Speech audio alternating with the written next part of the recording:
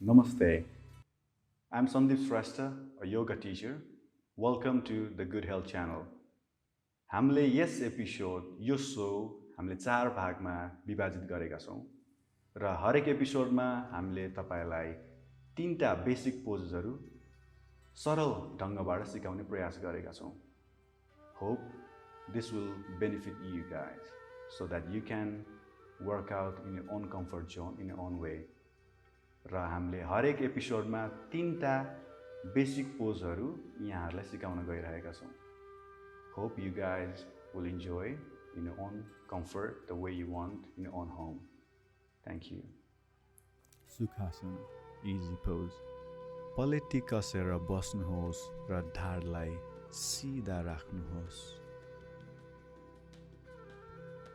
अनि बिस्तारै एउटा खुट्टालाई एक अर्काको माथि यसरी राख्नुहोस्.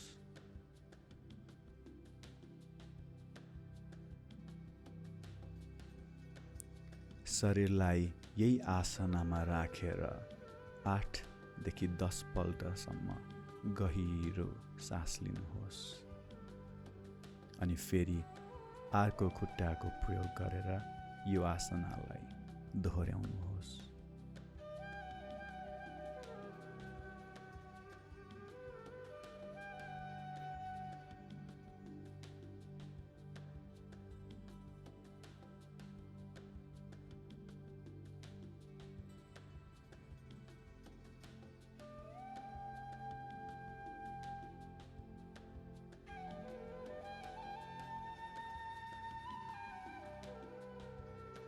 Exercise 2, Naukasana, boat pose.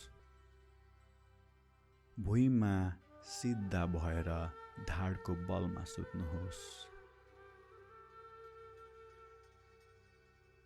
बिस्तारै दुवै खुट्टालाई माथि लग्नुहोस् अनि आफ्नो हातलाई यसरी जोड्नुहोस्.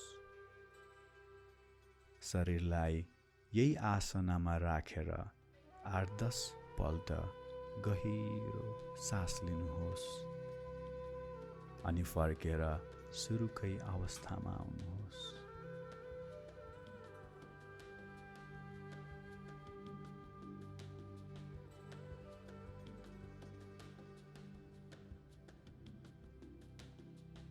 Exercise 3, Paschimottasana, seated forward bend.